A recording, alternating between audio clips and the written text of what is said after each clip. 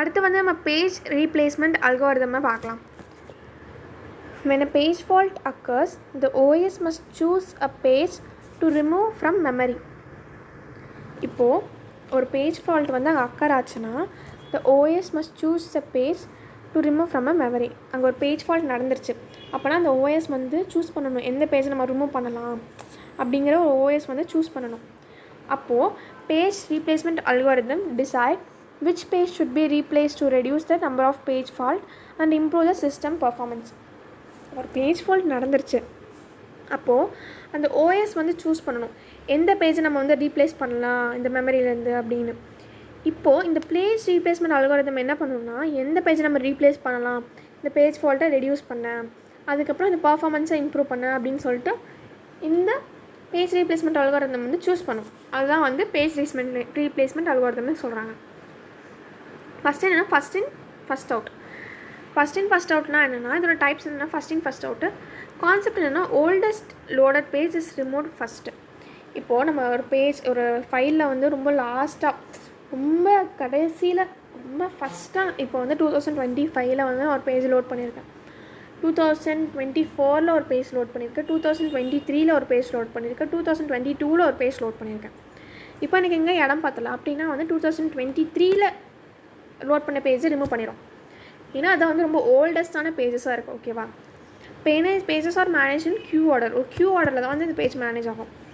when a new page enters and the frame is full, the page that came first is replaced. ஒரு page எந்த page வந்து இப்போ வந்து ஒரு க்யூவில் வந்து ஒரு பேஜ் வந்து புது பேஜ் வரும்போது அந்த ஃப்ரேம் வந்து ஃபுல்லாக இருக்குது. இப்போ என்ன பண்ணுவாங்கன்னா எந்த பேஜ் வந்து ஃபஸ்ட்டாக உள்ளே வந்திருக்கோ அதை ரிமூவ் பண்ணி விட்ருவாங்க.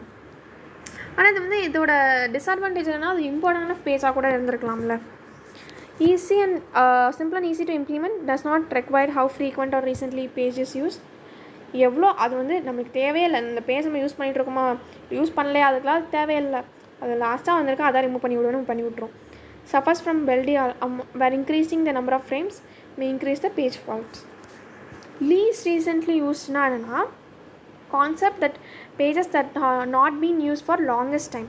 இந்த பேஜஸ் வந்து நான் ரொம்ப நாளாக யூஸ் பண்ணல, இப்போ வந்து நான் 2 பேஜ் வச்சுருக்கேன், அதில் வந்து ஒரு பேஜ் வந்து நல்லா யூஸ் பண்ணிகிட்டே இருக்கேன், ஒரு பேஜ் யூஸ் பண்ணாமல் வச்சுருக்கேன்.